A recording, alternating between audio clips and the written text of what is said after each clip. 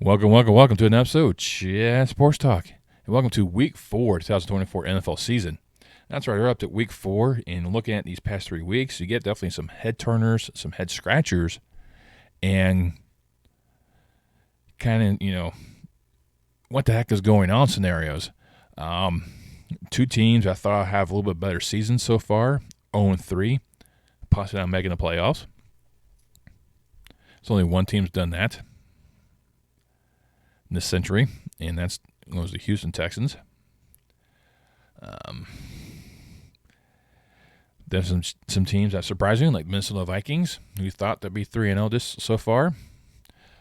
Jane Daniels has proven to be probably the better draft pick than Caleb Williams so far this season. And we'll kind of see, how things can transpire. But before I get into the Week 4 aspects, we're going to look back at Week 3 and look at what I did and kind of get a brief rundown on those games. And then we'll dive into Week 4 picks and predictions. Last week, once again, I went 7-9. Definitely a couple of games out there that I was looking at like, I got this, and all of a sudden come out, no, I don't. Once again, other head scratchers. We'll go with last Thursday with the Jets and Patriots. I thought the Patriots would be more of a threat to the Jets. The Jets defense, no, we're not doing this. They did strafing runs all over the Patriots lines. The Jets were able to win. I mean, it wasn't phenomenal numbers by Aaron Rodgers. That didn't have to be. He has a defense that allows him just to be cool, calm, collective. Trying to get all the aspects of that offense, iron out all the details, but did just enough to win 24-3, like I thought they would. I just thought they would, come from behind. Not the case. Out in Cleveland, there's some trouble right there on the lakefront. And the Browns are looking like the Browns of old, just the Browns stay in the field. Deshaun Watson, definitely not QB1 material. Myles Garrett seems to be muted for most of the time. Daniel Jones looked like a savant back there. 236 yards in the air, 2 touchdowns. It was, and the only bright part of it was Amari Cooper for the Browns and getting 2 touchdowns. But Malik Neighbors also had 2 picks or two touchdowns for the Giants, as the Giants left Cleveland 21-15 victors. That was a definite shock heard around. Packers go to Nashville. I went under the impression that Malik Willis was going to start, and he did starting. I said he would go on a revenge tour. He did. He took the Titans to task. He was given the opportunity to showcase what he actually could do in the correct system. He thrived. He absolutely thrived. Will Levis, once again, not great numbers. 26-34 for 260 and 2 touchdowns. But Malik Willis had the last laugh in this revenge game. And the Packers went down to Nashville 130-14. Up in Indianapolis, I had the Bears going in there to win, even though it was a pretty close contest. Jonathan Taylor had other opinions, as the rushing attack by the Colts was too much for the Bears. That's one of their highlights last season, was they could stop the run. They couldn't stop the pass. Last week, they could stop the pass, but not the run. And the Bears' offense struggled for 3 quarters. It wasn't until that final frame until they finally showed up, start playing. However, you saw a lot of aspects. There's like a 4th and goal where the entire offensive line was just on the field watching the play. You can see it through Caleb Williams' face. He's distraught. He's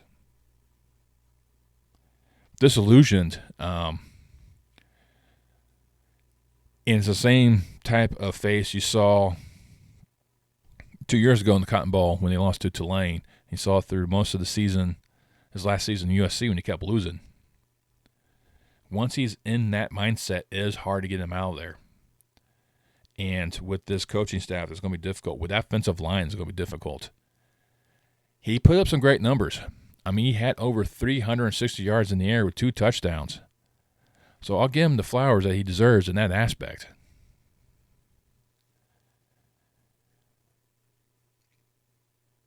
But his offensive line needs to get better for him to actually get a win for himself, not rely on the defense special teams to do it like they did against the Titans.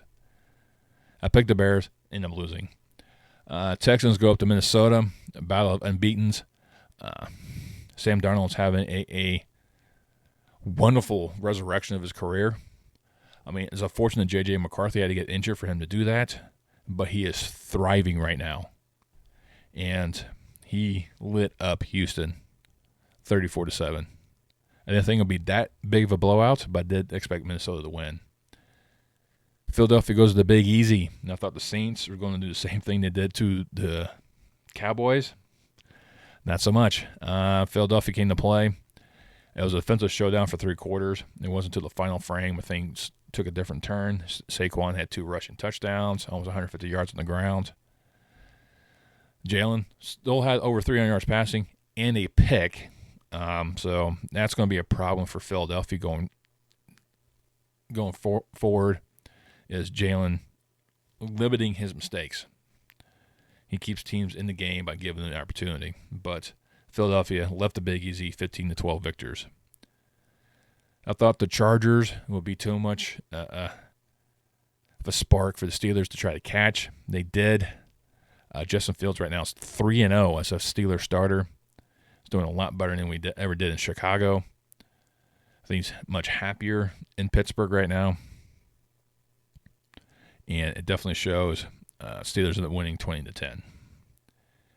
Denver goes down to Tampa Bay and shocks the Bucs. I don't know what transpired, but, Bo Nix ran for a touchdown. Lutz kicked 4 field goals as the Broncos were too much for the Buccaneers and escaped Tampa Bay 26-7 victors. Another shocker, Andy Dalton-led Panthers goes into Vegas and takes the Raiders to task. I mean, they were dominating them for 3 quarters. That final frame, Raiders started to come back, but it was a little too late as the Panthers held on to win 36-22.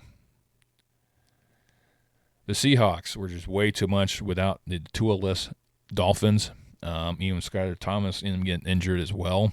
So they went to the 3rd-string quarterback.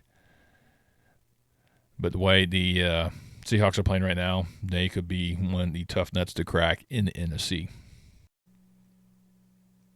Baltimore win to Dallas. Looking to replay what the Saints did. And for the most part, they did. They were dominating for 3 quarters. But in the 4th quarter, once again, the Ravens defense stepped away. Offense all of a sudden couldn't play either. And the Cowboys started coming back, but 2 failed 2-point conversion tries and then touchdowns. And it was just too late. The Ravens were able to hold on and beat Dallas 28-25. In another 4th quarter collapse, the 49ers went down to L.A. The 49ers were dominating the Rams for 3 quarters. But you leave Matthew Stafford upright and in the ability to march down the field. That's what they ended up doing. Ended up beating the 49ers in a 4th quarter comeback, 27-24. Then we head to the Valley of the Sun where the Cardinals playing host to the Lions. And I knew it was going to be a close game because the way the Cardinals are playing right now, they're definitely not the Cardinals of the past. But they'll have a hard time trying to get over the next hump. They're going to definitely win games they shouldn't be winning eventually. For them, the Lions dominated for that first half, 20-10. The defenses took over that second half, only allowed 3 points for 2 teams combined. And the Lions able to escape Arizona with the 2013 victories. The Chiefs going to hot Atlanta. I went hot Atlanta on this one because I figured, they can redo what they did against Philadelphia. Chiefs going to end up losing the game sooner or later. This was another close contest between the two. Actually, Atlanta had the halftime lead 14-13. But Kirk Cousins couldn't find the end zone, or he found the end zone once, so he limited his turnover ratio. Steele was a nice factor for the Chiefs' running attack with Pacquiao out.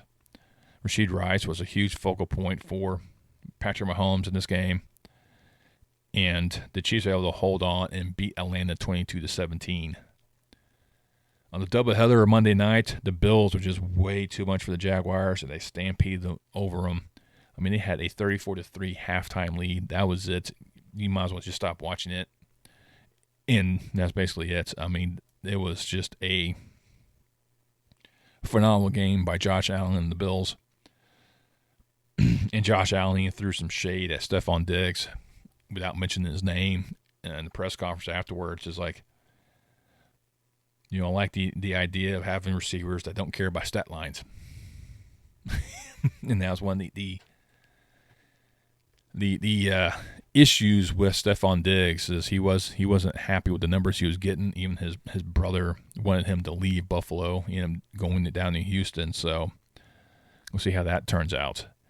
And then we head to the jungles in Cincinnati, where you have two former Bayou Bengals Heisman Trophy winners battling it out between Joe Burrow and Jane Daniels, and defenses need that apply. I mean, 71 points combined. There was a commentator out there that tried to blame Joe Burrow for this loss. Joe Burrow, 324 yards in the air, 3 touchdowns. What more could he have done?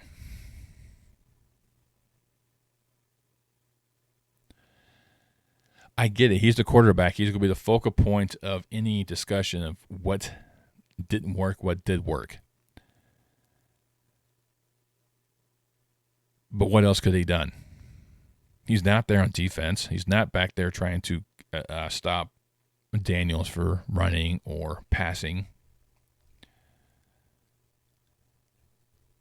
He can't have his receivers. He can't go out there and catch his own passes. He can't be in the secondary stopping the pass. So it's more of the defense failing to contain Janie Daniels than it is Joe Burrow not winning the game. Now, if you want to look back at week 1, absolutely. I'll throw that one at Joe Burrow. But this one, not Joe Burrow's fault. This was the defense on this one. But he is the star, so he'll definitely get, him and the head coach both will be the first two to get looked at. We look at after week 1, those are the games. I went 7-9. I see Josh Allen look like he's MVP candidate. Jane Daniels and Malik Neighbors are probably going to battle for Offensive Rookie of the Year. Sam Darnold for the Vikings could be Comeback Player of the Year. Matt LaFleur could be Coach of the Year.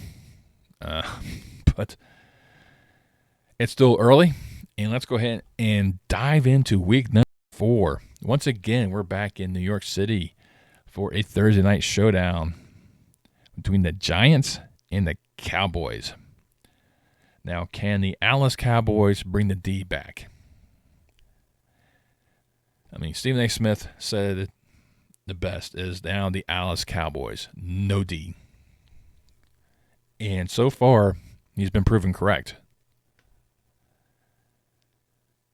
I don't see the Giants reproducing what they did against Cleveland. Remember, Dallas ran all over Cleveland too. So I have a feeling it's going to be a highly contested game because it is a divisional game. Right now, Dallas favored by 5.5. I like that as well. I have a feeling the Cowboys defense will return. So it's going to be a little D for the Dallas Cowboys. Not quite a big D yet, but I do think the D will kind of return and give the Cowboys their second win of the season. Now we head to Atlanta, where the Saints and the Falcons will collide in a key NFC South showdown. Now, for me, do we have the same? Which Atlanta version do we get? Do we get the one that showed up against Kansas City, or the one that showed up against Philadelphia? And for Saints, do we get the one that showed up against Philadelphia, or the one that showed up against Dallas? take your pick. For me, the Saints defense is going to give Kirk Cousins a lot of problems. He will probably find ways to exploit it. Still have a couple key drives down there, but the Saints should be able to also counter the Atlanta's defense. Right now, Atlanta's favored by 1.5. This is definitely a series that I can go 1-1, and then I see the road teams winning, and I'm taking the Saints to win in Atlanta. The India Rams now lip into Chicago to take on the Bears. And Matthew Stafford should have no issues. He's very familiar with the Bears. It doesn't matter what iteration there is. He understands the Bears. He knows the concept, run and defense. But can the defense show up against Matthew Stafford? Reestablish taking care of the run, which they couldn't do against Indianapolis. Reestablish that defensive front. Corral Matthew Stafford. And limit his exposure. Can the Bears' offensive line show up and protect Caleb Williams long enough for him to get the victory on his own and not rely on the defense and special teams to do it? His first game against Tennessee at home was an abysmal one, but it was his first game. He has gotten better each sequential game. However, his offensive line has gotten worse each sequential game. So, I have a feeling Caleb Williams should have a good performance. Can the Bears hold off any late charges by Matthew Stafford? That would be key. But I think the Bears can do it right now. They're favored by 2.5. I want to pick the Rams because I know what Matthew Stafford is capable of. I know what that team is capable of. And I know the Bears can implode. But once again, I'm going to be biased. I'm taking the Bears. Then we head up to that team up north, and the Packers are playing host to the Vikings in the key NFC North showdown. Sam Darnold's having a comeback player of the year type of season. He should have some decent numbers against the Green Bay. I don't think it really matter who's going to be quarterback. Will it be Willis or Love? It doesn't really matter. That offense just hums along. The defense is also a very tough nut to crack as well. As long as Josh Jacobs continue to run. He only has 278 yards in 3 games. No touchdowns. I think eventually he's going to find pay dirt. But can Darnold, Jefferson, Love connection continue to thrive at Lambeau Field? That's going to be an interesting concept to look at. The Packers right now favored by 2.5. I got to go with the Pack as well. I think it's going to be a good game, a game to kind of keep Minnesota humbled. Because I don't think there's going to be many undefeated teams lasting that long. Speaking of undefeated teams, the Steelers are going to head down to Indy to take on Anthony Richardson and the Colts. Can Jonathan Taylor do another phenomenal running attack? I don't think so. That Steelers defensive front is going to be a problem. TJ Watt is going to have a vital impact on this game. There's no question about that. And Richardson has thrown a lot of interceptions thus far. He's doubled interceptions. In 3 games, he is good for a touchdown and 2 picks. That's something you cannot do. Justin Fields has revitalized his career in Pittsburgh. As long as he remains starter, I think there's going to be no issues for the Steelers. I think the Steelers remain undefeated and beat the Colts on the road. Right now, they're favored by 2. I like it. Back to MetLife, where now the Jets will play host to the Broncos, who had a surprise game down in Tampa Bay. Do not expect that to happen again. I think the Jets defense are going to corral the Broncos. Aaron Rodgers is going to be just enough. He'll probably have a few mistakes in this game, but it's not going to be enough to really hamper this team. The Jets are favored by 7.5. I'll tamper expectations. I'll go 6.5, but Jets. Now, the Eagles will head down to Tampa Bay, and Tampa Bay should have a better performance this time go around. But can the Eagles defense step up like they did against New Orleans? Can Jalen Hurts limit his mistakes? Because he averages 8 interceptions in the game as well. Right now, Philadelphia's favored by 2.5. So Saquon Barkley can continue to thrive. He's definitely a 100-yard rusher with a touchdown a game. That's his average right now. As long as he's continued on that trajectory, it's going to be a hard thing to stop the Eagles as long as they're able to open it up and run and go. If Barkley would have caught that pass against Atlanta, we wouldn't be bashing Philadelphia right now. But I have a feeling they're going to go down there. I don't think the Buccaneers are going to get blown out like they did against Denver. They're going to make it close, but I think it's going to be fly, Eagles, fly. Now we got the battle of the felines out there in Charlotte between the Panthers and the Bengals. The Panthers went out into Vegas and just feasted at the all-you-can-eat buffets out there. Escaped, a little full in the belly with a victory. And Cincinnati just can't seem to win at home. They can't seem to win anywhere, really. But at home, they continue to struggle. That defense for the Bengals is going to be a huge factor. I do not expect Carolina's offense to continue because it crumbled in that fourth quarter. As long as the Bengals can try to match that intensity the Raiders had that fourth quarter for the entire game, or at least majority of the game, I think Carolina's offense is powerful enough to establish a far enough spread that they should win. Right now, the line's 4.5. I kind of like that aspect. Nice stuff, but I think the Bengals going to go into Charlotte and finally get that first win of the season. Speaking of the winless, the Jaguars head into H-Town, take on the Texans, and it's not going to be a pretty game either. I don't expect the same aspect as what happened in Buffalo, but I do expect Houston to rebound what they didn't happen against Minnesota. Of course, that also depends on their rushing attack if Mixon's able to go. But you have Collins and you have Diggs, two prime receivers right there to pick from, and C.J. Stroud is definitely not a quarterback not shy from running either. But if that they can't really establish the run, it's going to make it a little more difficult for the passing attack, but I don't see that as an issue. I think Houston's defense is going to be outstanding against Jacksonville. They've yet to show any inclination of any spark in that offense. And I have a feeling it's going to be another loss for the Jaguars, and Jack Del Rio's seat is going to be on fire after this game. Then the Commanders heading out to Arizona. This is actually Jane Daniels' kind of homecoming because he actually started his college career at Arizona State, which is on the opposite side of the valley. So Glendale's on one side, Tempe is on the other.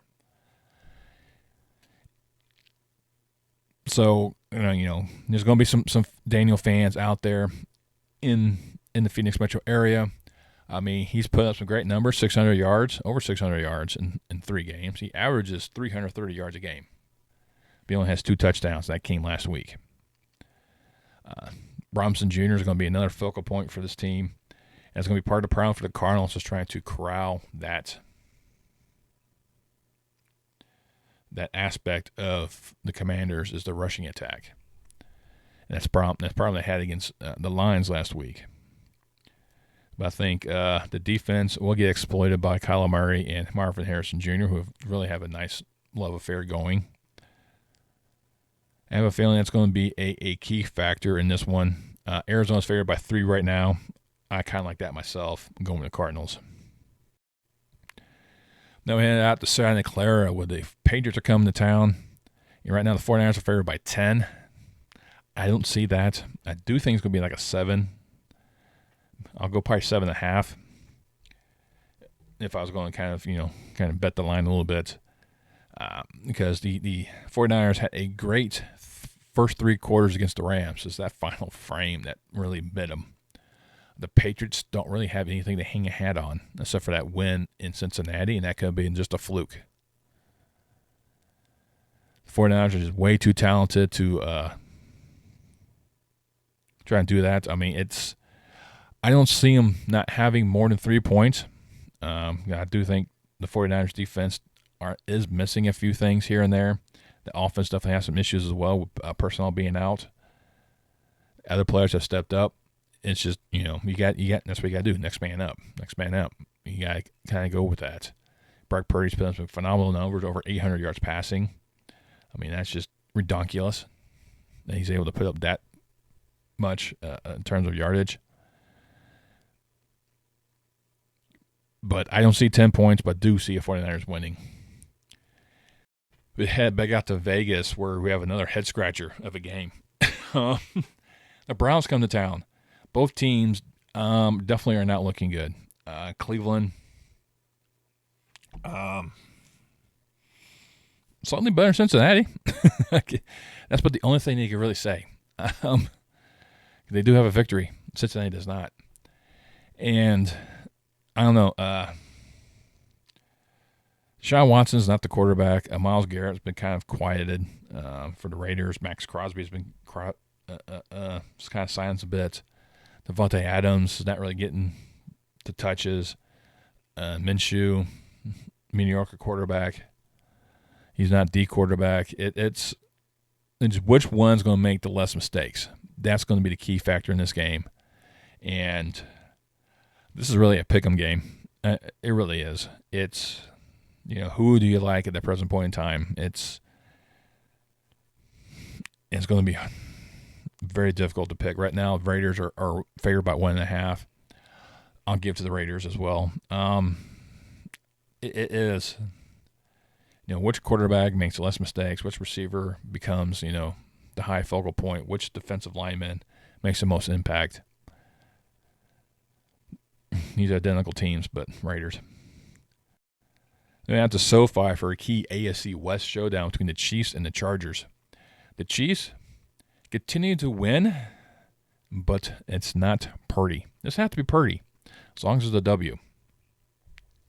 Mahomes has had 4 picks, 5 touchdowns, so he is good for a pick and a touchdown a game. Can they stop J.K. Dobbins from running? And that's going to be the focal point of the Chiefs' defense, is to stop Dobbins. And the Chargers' defense, led by Bosa and Mack, will find ways to try to limit the mobility of Mahomes and the effectiveness of Rashid Rice. But if you do that, then you have to worry about Travis Kelce. Then you got to worry about that. Then you also have the rookie they got right there, the speedster. So there's so many things playing out there. This is, the first game Harbaugh has against these Chiefs this season, and we'll kind of see how this one plays out. Right now, the line has the Chiefs by 8.5. No. This one is one of these games you definitely have to look at to see.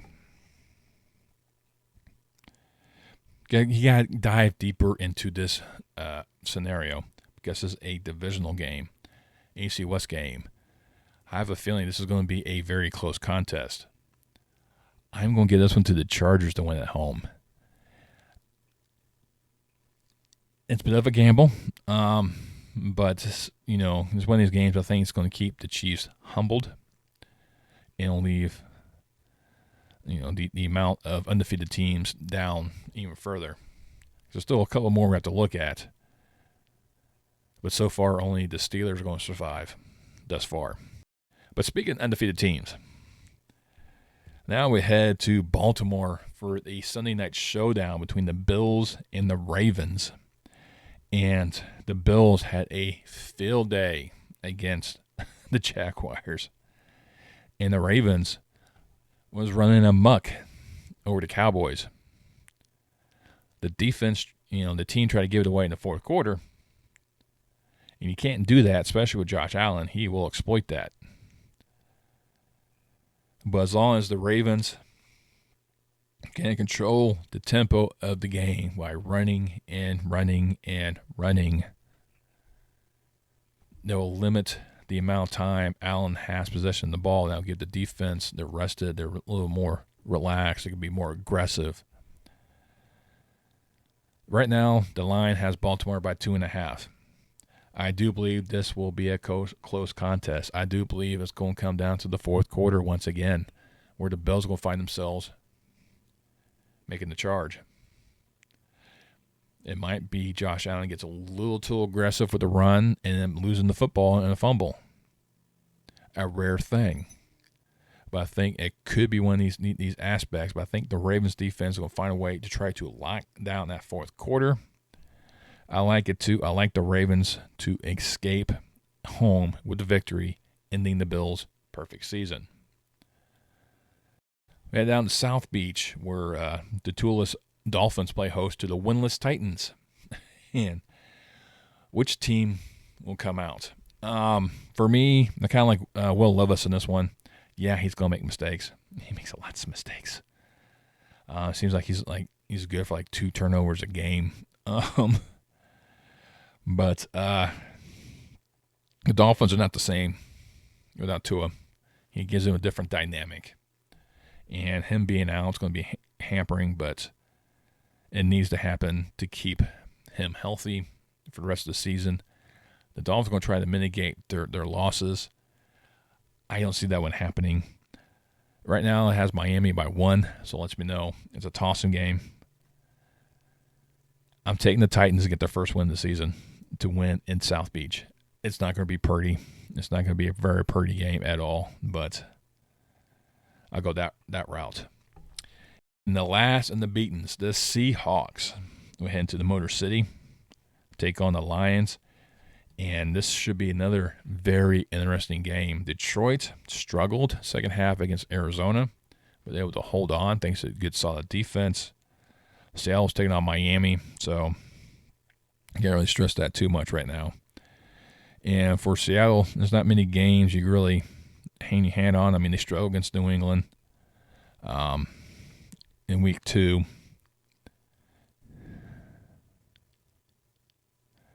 And in week 1, they took on Denver. So this is going to be their true test of the season. And for Detroit, they've had their difficulties already. I mean, that game against Arizona was not pretty at all. And then a surprise loss to Tampa Bay at home. So, looking at that aspect, I mean, they had a key win against the Rams at the beginning of the season. And can Campbell keep this team hungry? Can Goff, overcome his letdowns last week? Can Montgomery become the true focal point of this offense? I think that's what Detroit needs to do, is just run the ball. Run the ball. That sets up everything else. The defense would then have to worry about, because then Geno Smith will have less time to do his things. He's still a good quarterback. And right now I'll put him ahead of Deshaun Watson. Definitely. Daniel Jones, 2 quarterbacks get paid more than he does. Derek Metcalf is going to be another huge factor for him. Or DK Metcalf, excuse me. But right now, Detroit's favored by 3.5. I kind of like that as well. I'm also going with the Detroit Lions, ending the Seahawks' perfect season, which means he'll leave you with one undefeated team. Let the hype train begin on that one. But there you go. Those are my picks. Definitely went on a limb a couple of these things. Titans winning on the road. The Chargers winning in their AFC West showdown with the Chiefs. Ravens edging the Bills. The Bears winning against the Rams. I mean, trying to find those interesting games that kind of change the aspect. You're always going to have those games every week. You're going to have those, why did that team win? But any given Sunday, you never know. But let me know down below which game you think I got completely wrong. Which game you're looking for this weekend. I think that Sunday night game is going to be the chef's kiss for this season. It should be probably a pure preview almost probably for the AFC Championship game. Could be. Or even a divisional game.